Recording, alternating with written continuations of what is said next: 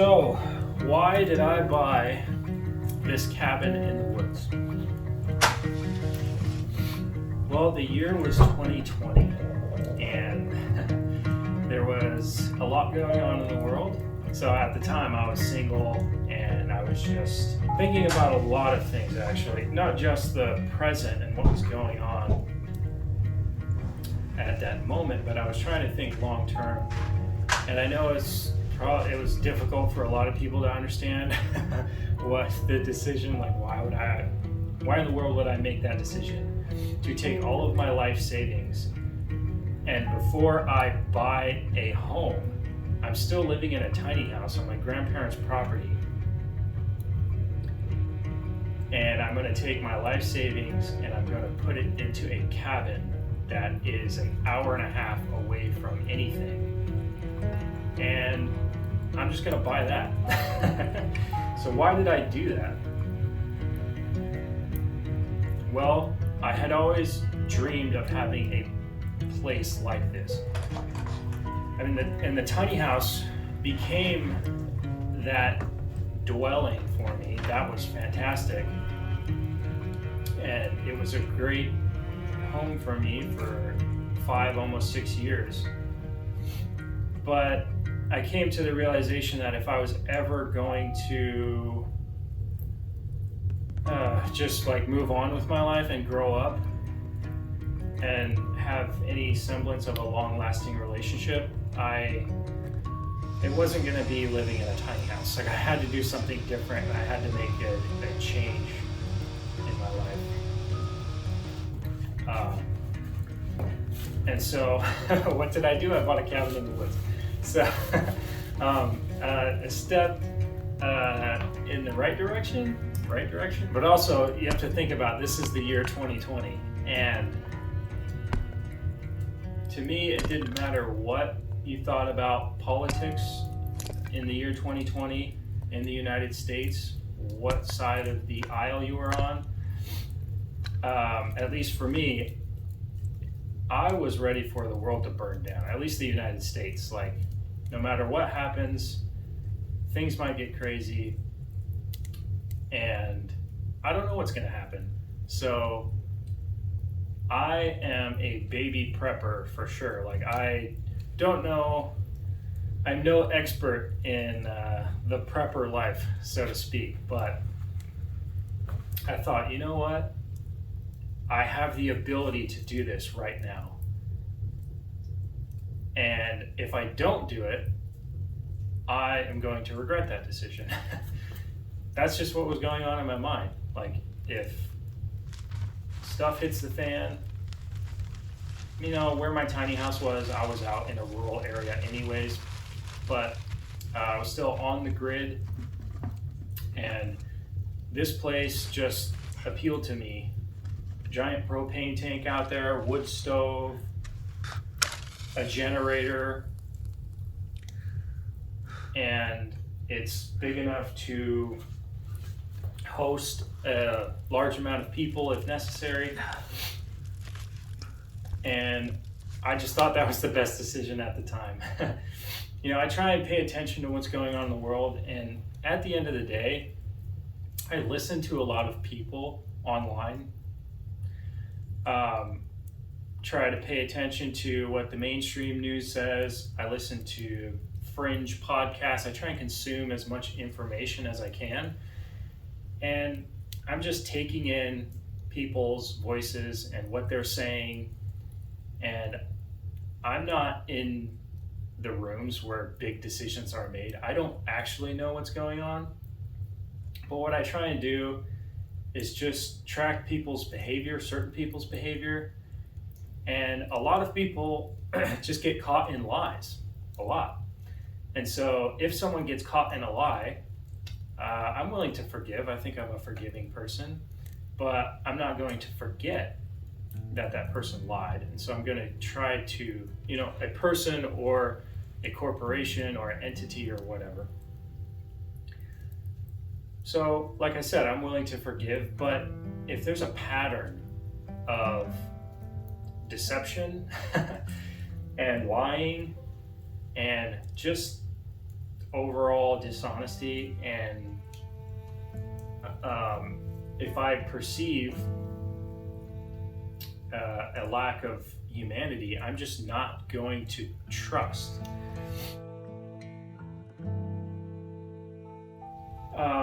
I was in a place of not trusting very many people except for the people who are very close to me, and I've kind of always been that way. I keep my circle small, and so I was just very comfortable putting all of my life savings into a place like this and trying to be self-sufficient and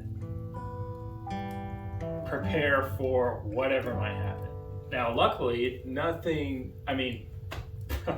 lot of craziness happened, but, and some of it directly, it affected all of us, but nothing drastically changed in my life to the point where,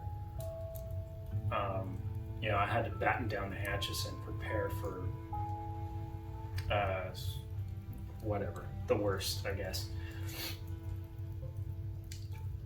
So, over the past 2 years, I've just been continuing to build back up my savings, make my payments on time for this cabin, and make improvements, and just try to continue to live the prepper life and make this thing better and better. And man, I have a great time out here. It's so awesome. The drive up here is beautiful. Every time I drive up here, I just love it. I love taking my time on these windy roads and just enjoying the view. There's several lakes on the way up here, and there's places with great views of mountains around here. There's hiking trails, there's running trails, waterfalls. Now I've got my little electric pit bike, so I'm looking forward to it. This is the first time I've had it up here. It's been cold, I guess I should say, it's been cold weather since I've got it up here, so I'm looking forward to zipping around in the summertime once that comes around, and being able to explore a little bit more with that. I have internet up here now. As many of you probably saw my Starlink install video. So I've got my generator, which provides electricity, which powers the Starlink internet. So I have high-speed internet up here. There's a community well up here that all of the cabins share. So I've got power as long as I have gasoline and a generator that works. And so ultimately I bought this cabin in the woods as a backup plan. Whatever might happen in my life going forward, I want to have this place in my back pocket, not only as a place for me to go, but I plan to have a family in the future, and I do have a family right now, sister and cousins and little cousins, and they've been up here and been able to enjoy that, but I really want to have a family of my own and have my family be able to come up here and make memories.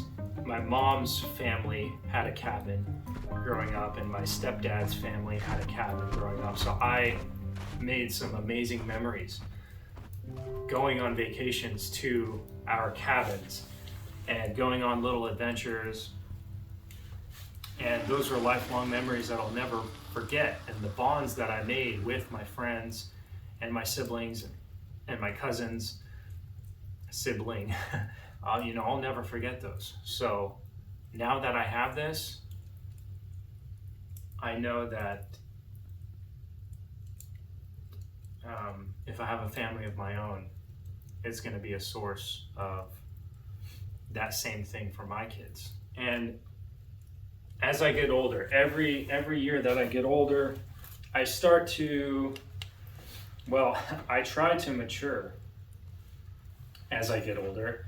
And it's like as I've crossed the threshold of 30, and with everything that's going on in the world, that's helped a lot push me into a certain direction. I feel like I'm forced to, you have to pick sides and stand up for what you believe in. And I really strongly believe in the importance of strong male figures, specifically in families. Like, it's important for kids to have a mature and honest father to raise them, but just everyone in general. Like, I don't think masculinity is toxic. I think it's a good thing in moderation, of course. Everything, you don't want to get extreme with anything. There's a balance. You need balance with everything, which is why I think you need the yin and the yang of a strong feminine partner matched with a strong masculine partner to raise children and foster an upbringing that will lead to the next generation living a happy life. So all of that is in my mind, and that's what I'm looking for. You know, that's what I want to strive for. Not, it's not just to be like, I want to be like a macho man and I want to, that's not it. I just feel like it's my duty. Like, I feel like I'm aware of the necessity of that. And if I'm aware, but I don't live my life in a way that promotes that, then I feel like I'm not doing my duty and I'm doing a disservice to the people around me. It's like, I have this hoodie on right now. It says pro women, pro babies, pro love, pro life. And a while back, I decided that I have to start saying what I believe out loud. Because if I know things, well, this goes back to what I was saying before. How much do I really know? I just take in information and interpret it for myself and try and figure out what the truth is. But you track patterns and you come to conclusions, and that leads you to the truth.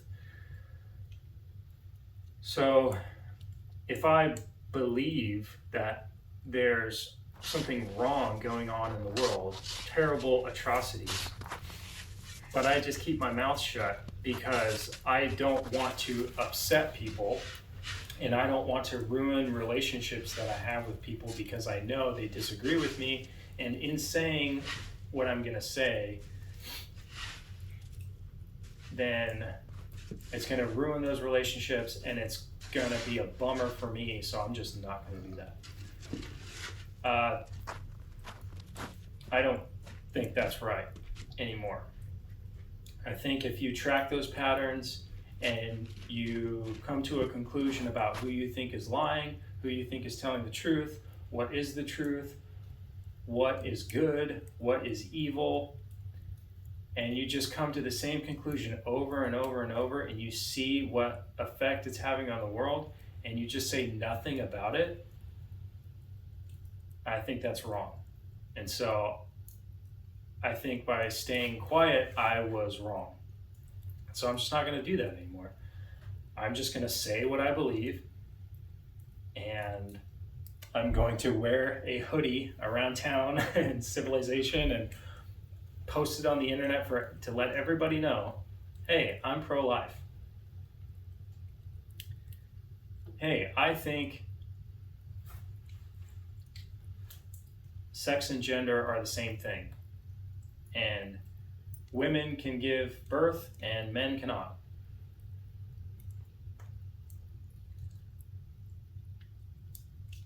And I'll suffer the consequences of saying those very controversial statements. And at the very worst, they're going to start a dialogue. And then I'll be able to be challenged on those beliefs. And I'm willing to be proven wrong. Like if somebody disagrees with me and they want to sit down and tell me, Diego, you don't know what you're talking about. Let me give you some information that you may not have heard, and let's see how it affects what you think. Totally willing to do that. In fact, I seek that out myself because a lot of times when you say your opinion, people don't want to talk to you, so you're forced to just do your research on your own and look at as many sides of an argument as you can and challenge yourself. So that's what I've been doing is I've been putting myself to the challenge. Like, be willing to be challenged on your beliefs and have a dialogue, because you might be wrong and I might be wrong. And if I'm wrong, I want somebody to let me know so that I'm not wrong anymore. I don't want to be wrong. I don't want to do bad things. I want to do good things. And I want to have a positive effect on the world.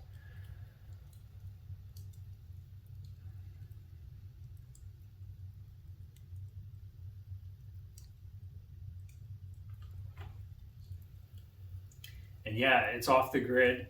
It's in the middle of nowhere. It's going to be difficult to grow the relationship that I have going on right now. But I found a great girl who I think is understanding of everything that I talked about in this video and my views on the world and why I think the way that I do and why I make the decisions that I do. And as long as you've got people in your life that can understand you, but are still willing to, you don't want yes men all the time, yes men and yes women. But hopefully you can find people who understand and accept you for who you are in the moment, but aren't afraid to challenge you and try to make you a better person, because we all have room for improvement. I definitely have room for a lot of improvement. But I might have made some crazy decisions. I might have bought a rustic cabin in the middle of nowhere before I ever purchased a home in the suburbs. And some people might see that as poor financial decisions. And Diego, what are you doing with your life? You still don't have a stable job, a stable career. You're not exactly sure where your paycheck is going to come from a year from now. But fortunately, I've aligned myself with really great people who have taught me amazing skills, and I have them to thank. My parents, Patrick and Sarah South, aka the Adventure Agents, all of my family, and I still have a long ways to go. But I'm just gonna keep trying to do better. No. Chain fell off.